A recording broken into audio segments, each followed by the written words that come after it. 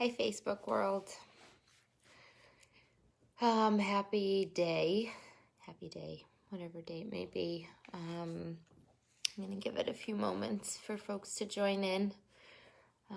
I foresee a disruption because I'm supposed to have an Instacart delivery in 5 minutes, and the dogs are sure to lose their poop. Hi, Betsy. Hi, Carrie. Hey, Mike. Hey, guys. Good to see ya. How's your day going? What is happening in your world? I'd love to hear about it because I am tired of my world. Yeah,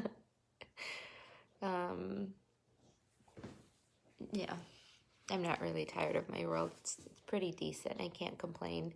But I just love hearing from others what's happening, what they're going through. Thank you for waiting I don't know that you really waited, but thanks for tuning in at 7. I usually come on earlier, but we had a board meeting today. So once a month, I have to push this back. Plus, I run late, and I try my best. And at one point, I think I accepted the fact that I always run late, but it gives me such bad anxiety that I'm trying to really do something different about that. So I don't know what that's like for you. We were actually talking about that at the board meeting, that one person is just like super early. He was trained that way in the military, and he's always early, and if he ever runs late, he's super stressed. And I was like, yeah, no, I'm always super stressed because I'm always running late, but I can't seem to figure out the magic like formula to not be late. The clock in my car is actually 20 minutes fast to get me places on time. Does not work. Betsy, I love you too. Yeah, I have clocks set at all different times so that I'm on time. I'm getting better. Things are getting better. I have been on my phone or computer since 8 o'clock this morning on Zoom calls and things and meetings, and my brain's a little fried. Overall, it was a good day. I did get a workout in, which is my mental health, and I did get meditation in, which is like my new it thing. I can't believe that it's taken me 6 years in sobriety to finally listen to someone or listen to all the advice I've been getting about meditating, because I've always thought I'm not good at meditating. I don't know how to sit still. I don't know how to quiet my mind. I've tried like 3 times and it must not work for me.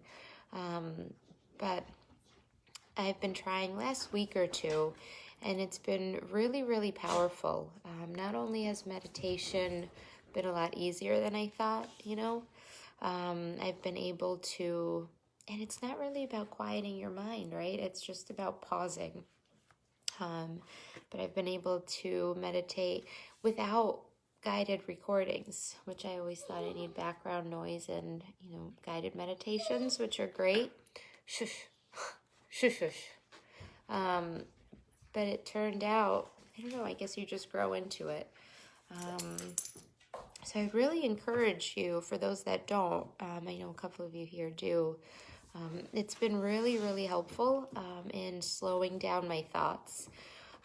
It's hard to put into words. It's not just like slowing down my thoughts. I don't have this like, I meditate and I'm totally zen, or I don't have these aha moments or anything like that. It's just like a tactical pause to reset, and it's been really helpful.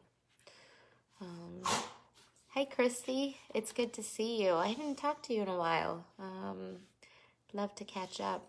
So how's everyone doing? And yap a lot. I'm tired of hearing myself talk, and I'm tired of seeing my face on camera, because I've been looking at it all day with these Zoom meetings. I tell you what, here we go. Instacart came. Sorry, guys. Shush. They're just happy I can't full on yell at them on camera. Yeah, but I don't usually like look at myself a whole lot, like I'll look in the mirror when I'm passing the mirror, whatever, getting ready. But as I'm like on these Zoom calls all day, and I know there's a feature to turn off your camera, which I might, but then I forget I'm on camera and I don't want to do something that I wouldn't like roll my eyes when I shouldn't, because I don't see myself, you know. But I see like every little sign of aging just amplified. Doing okay, Betsy? Just okay. I don't like the sound of that comment. Ugh. Your dogs too, yeah. Dogs are a trip for sure.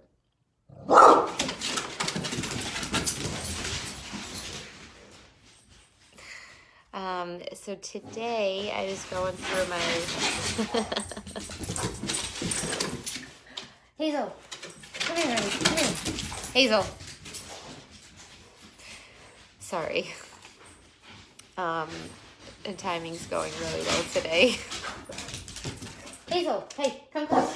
Come here, come here.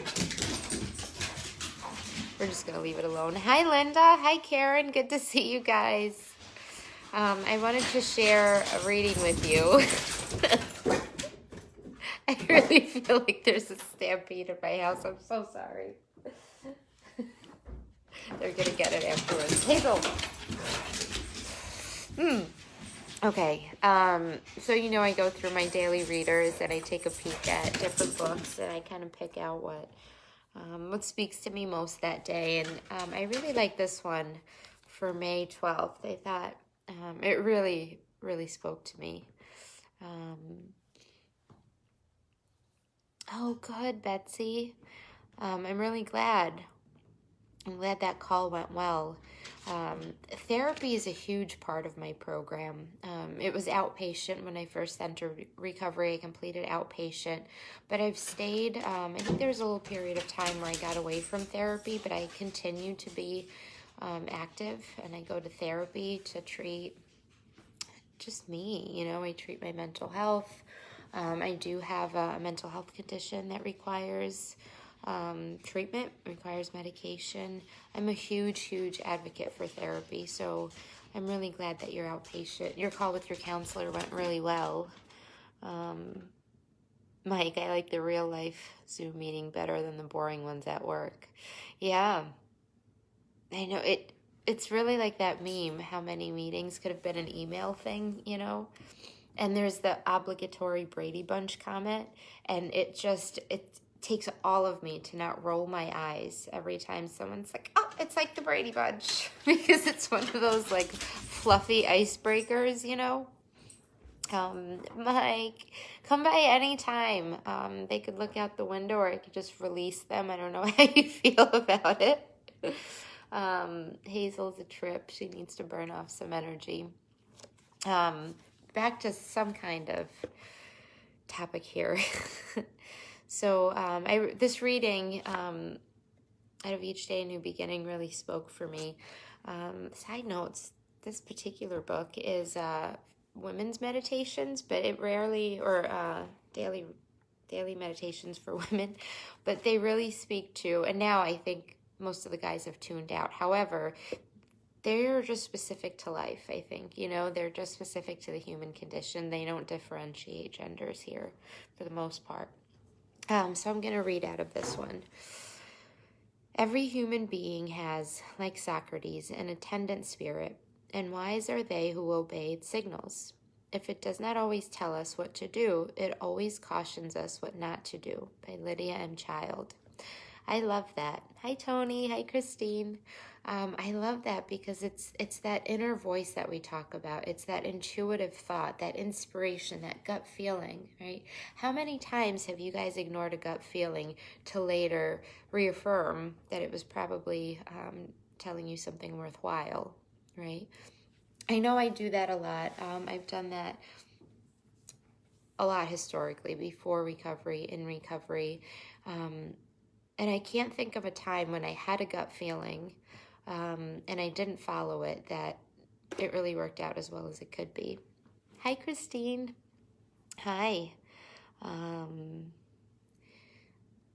see. So our spirit is our inner guide, and our spirit never gives us wrong direction.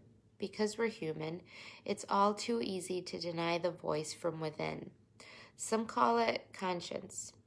And our behavior, maybe frequently, may occasionally, belies what our conscience knows is right. we suffer for it, right? So I get,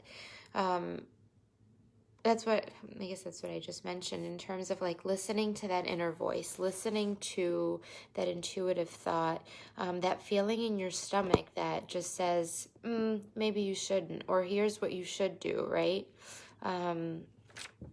How many times did you not listen to it, right? And then the outcome was one that could have been avoided or unfavorable. It's this idea about listening to that intuitive thought. Some people use, religious guides and prayer to God and to different denominations. Some choose not to follow a denomination. Some are, various beliefs. But that intuitive voice, I think, stays true no matter what you believe in. Your gut feeling. I really have come to rely on that gut feeling, that inner sort of feeling, and it's been on point.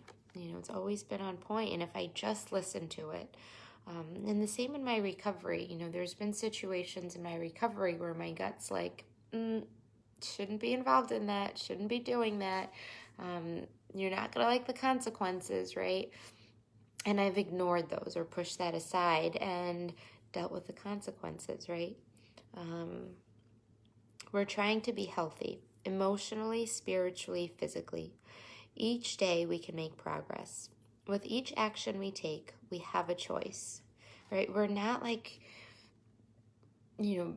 just aimlessly walking around without the ability to make choices. Every situation, there is a choice. And sometimes doing nothing is a choice, right? So we're not these like victims or powerless people. Our spirit, our conscience should be consulted. Right choices make for right actions that will emotionally and spiritually benefit us and other persons close to us. So I really, going back to that that conscious decision. In active addiction, I didn't have a barometer, right? Maybe I had an inkling in the back of my mind of like what was right from wrong, or maybe you shouldn't do this, maybe don't put yourself in this situation, and on and on and on. But I just didn't have the ability. My substance use disorder, the disease of addiction, impacts my cognitive abilities. It blocked out any ability to see clearly, right? To see my life, to see my decisions, the consequences. Addiction was my inner voice. It was my conscience. And having come into recovery and made really this decision to, of like right living, of right being, of, just being like the best version of me. And whether it's subconsciously like making up for old actions, I don't know, for old harms that I've caused. But I was just talking to someone about this, I think yesterday, this like inherent drive to try to help other people going through substance use disorder, right? This ability to connect with people based around our shared experiences, right? Our stories, our past is our greatest asset. When I entered recovery, I was full of nothing but shame and guilt and disgust for myself, for my life. I never thought anything from my past would ever be my asset. And it was a while into recovery and a while into recovery where it like clicked for me that, oh my gosh, my story has power. You guys know, most of you that are tuning in, or a lot of you might know the story of recovery, that it didn't spring up from a plan, from a business development standpoint. It was just a couple people. Sean, many of you know Sean Smith, and I were headed towards a return to use. We were in a dark place. Right? We weren't doing well. Recovery didn't come from a place of like happiness and joy. It came from a place of dis-ease. And it was out of desperation, sheer desperation, because we just didn't want to go down that road again. We decided to go on a hike, right? Like if you think about it, a stinking hike. That's what we did. And we put it out on Facebook, and it was like an open invite, join us. It was that horrible flippin' winter of 2015 that was really cold, and people weren't getting outside, and we weren't doing the things we needed to do for our recovery. And people came out, right? This intuitive thought of like, let's get back to our roots. This little voice in our heads that said, get outside, go for a hike. You know, it's better than using, it's better than doing all of that again. And lo and behold, right, people came out. There were like 10 people, I want to say, that came on this hike. And it wasn't our immediate circle of friends. It was this just like random bunch of people that saw the post, told their friends, they saw the post. We had such a great time. And someone in the group asked if we can do it again the following week. And like, that was the beginning of our weekly hikes. Not Recovery's hikes. It was our desperate attempt to stay sober. You know, so it was really just about a group of people coming together with common interests, shared experiences, right? Our stories, our interests bind us. Just a little bit of intuition turned into this thing, this being, right? Way more than anything we could have imagined. But, you know, it wasn't like, oh, I'm going on a rant, but it wasn't like I was firm in who I was, right? I wasn't secure in who I was, or knew the power in my voice. That intuition wasn't like fully developed, you know, it's only come over time and practice of being in recovery, of trying to be healthy emotionally, spiritually, and physically, right? I was so unhealthy before I entered recovery. I had, many of you know this, I had a horrible eating disorder, right? I was not into fitness. I did not run. I did not work out. I did not hike. The only running I probably did was like to catch someone that had what I wanted, you know? It was a really sad life. When I came into recovery, I had an eating disorder. I weighed over 30 pounds, 35 pounds less than I do now. And I'm not like a terribly big person. I was skin and bones. I hated everything about myself. Exercise became a way, and Sean actually introduced me to exercise, and that became a way for me to punish my body, to cause it pain because of how much I hated myself. So think back to that, right? And that was the start of Recovery Fitness. If it could happen for me, if this life could be reality for me, it can definitely be for you as well.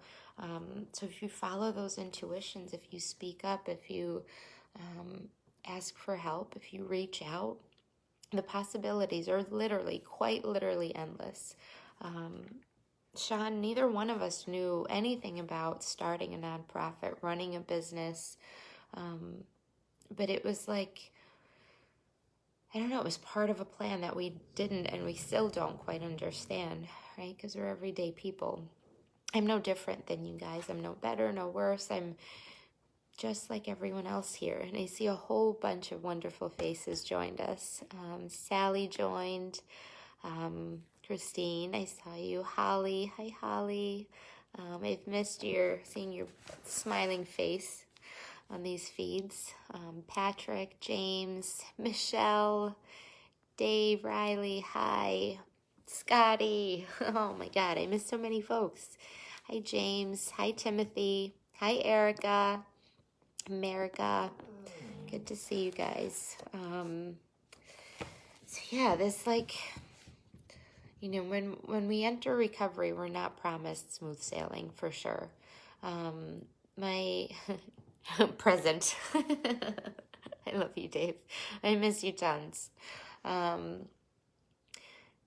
You know, it wasn't smooth sailing for me. I didn't just become this like happily, bubbly person. Everything was great. That wasn't my experience of entering recovery. It was a really hard time. I didn't even want to be sober for a big portion of the beginning, right? Hey, Nikki. Happy whatever day it is. I'm not sure. It's all the same. Hi. So for those that are joining, we're talking about this like inner intuition, inner voice, or guidance. It was part of the this daily reading today about this this way of trying to get healthy emotionally, mentally, spiritually, physically, and this idea of like right living or right choices. You know, we don't always know the plan for us. We don't know why. I oftentimes wonder, like, why did I make it in recovery when many of my friends didn't, you know? What is it about me that puts me here and others are struggling? But it's one of those pieces of like just doing those whatever's in front of you, really, right? Like, I was super overwhelmed today. I've been on the phone and the computer, and I was like, all the tally of all the different things I wanted to do. And I just had to do whatever that next thing on my calendar was. It was that simple. I have a calendar, right? I have a schedule on my phone that outlines what I have to do for the day. When I get frazzled and don't know what I'm doing, I just look at it. I have another meeting, another phone call, something else to do, right? But I get excitable, and then I spin, burning up energy, not listening to that inner voice. And a good part of the morning, my inner voice was like, slow the F down, go meditate, call someone. And I was like, no, I have to do this. I have to do that, right? Like all these, I have to put everything else in front of my well-being and not listen to that intuition, not listen to the inner voice, that guidance, right? That gut feeling of like, hey, this is good time for self-care. I kind of jumped all over because I know we were talking about how recovery got started, but yeah, essentially, I mean, there were a couple of extra steps in there that I didn't quite mention, but essentially, the beginning days of recovery has just been about intuition, and doing whatever was in front of us. You know, we wanted to go on a hike. We posted we were going on a hike. We went kayaking. We posted we were going kayaking, and like organically, very organically, the community grew. You know. So it wasn't this like noble cause. It was really, in some ways, pretty selfish because we were trying to stay sober and we had run out of, I don't know, we were running out of hope. And then this incredible community gave us hope, right?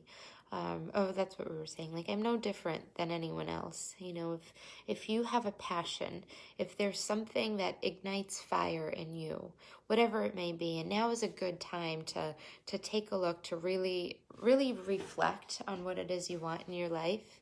You know, in my role at Recovery, I've gotten a lot away from our roots. Really, I'm less of in the fitness world and the, you know, doing hikes, doing kayaking, workouts, all that stuff, hanging with people, and much more in this, like, I don't know, administrative meeting function world, you know, and just taking some time to reflect on what it is you want more of in your life, what fuels that fire in you, right? What is your why? Why do you do what you do? And taking actions towards those goals. You know, and sometimes it's like really overwhelming. You know, if your goal is to open a nonprofit, take action. What do you do? Where do you go? And that first step may be talk to someone that started a nonprofit, or talk to someone that runs a nonprofit. Talk to someone that runs their own business, right? Like, it doesn't have to be a nonprofit. It could be opening up your own bakery or your own construction business or whatever. But like, really, you know, tapping into that piece of you that brings fire to your heart. Because I'm telling you guys, I'm not unique. I'm no different than any one of you. If I can do the things that were required to start a nonprofit, you know, you definitely can. It's more about the dream. It's more about the vision. All that other stuff fall into place. You got to put in some work, but they fall into place. It's more about following your intuitive thought, that dream, right? And it doesn't have to be that big. It could be, I don't know, getting a promotion or changing careers, or it could just be, I don't know, gardening, right? It doesn't have to be work-related, or it's whatever you're being drawn to, whatever you're being called to. So reflect on that. Check in with yourselves. Take a look at what kinds of things, ideas, concept, causes just really spark you up. You know, um, I know with certain things I just get so excited when I think about like trails and hiking. I get super excited. When I think about causes, when I think about like advocacy for substance use disorder, I get super excited. And I feel it, right? It's that intuitive thought. And a lot of times when when I go to these different meetings and like I have a ton of ideas to share and they may be going through my mind as they're speaking, but there's usually a moment or moments in this meeting where I get this like intuitive kind of thought, like this is the time and I have something to say. And I really follow those gut feelings, and if I follow them, they don't lead me in the wrong direction. When I don't follow them, then I, 9 times out of 10, I have effects, right? I suffer the effects of that. And they're learning opportunities. I just learn, right? We all just learn, and just try to get by the best that we can. I see a few more faces, a few more folks joined. Hi, Michael. Hi, Paul. Good to see you. Hi, Brandon. Hello, Brandon. Michael, I hope you're riding that bike of yours. Our weather, I don't remember where you are, but you're not here, which is probably good because our weather stinks. This is not bike riding weather. But on that note, thanks for tuning in. Thanks for being patient with me as my times change. And things are always on the fly. And I don't know, share your ideas. We're looking to do some revamping, some brainstorming about our live feeds, seeing what we can do different, seeing what your interests are, what you'd like to hear about. What would you like to see more of? Is it more yoga? Is it more, I don't know, fitness? Actually, the Phoenix has a really incredible fitness program offering. They do it through Zoom. There's like 5 or 6 workouts a day. There's yoga, meditation. Thephoenix.org is their website. And they are who we're modeled after. They're an incredible organization. So if you want some more fitness in your life, go check them out. But do share your feedback. Love you tons, Betsy. Yeah, definitely, Betsy. We're going to have to do a workout when things change up some. Take good care of yourselves. Really think about that inner voice. Really tune into it. There's so much to be said for like our bodies being a guiding light. For our bodies showing us, telling us, like screaming to us what it wants and what it needs in all aspects of our lives, physically, health-wise, right? But we just tend to block it out because we don't have the time. And stop putting everything and everyone before yourself. Because if your tank isn't full, if you're running on empty, odds are you're doing almost a disservice by showing up for others when you got to take care of yourself, right? What kind of example are you setting? I'm not like shaming you. It's more like to remind myself too. Thanks, Christine. Thanks, Sally. You like to hear the readings and thoughts. Okay. Betsy will do some workouts. Well, all right. I have to go get these groceries from outside before the squirrels eat it. Have a great night, everyone. Hug your puppies. Hug your loved ones. Hug your pillows. Sometimes that's comforting, too. It's been a long day. Have a good night. Bye.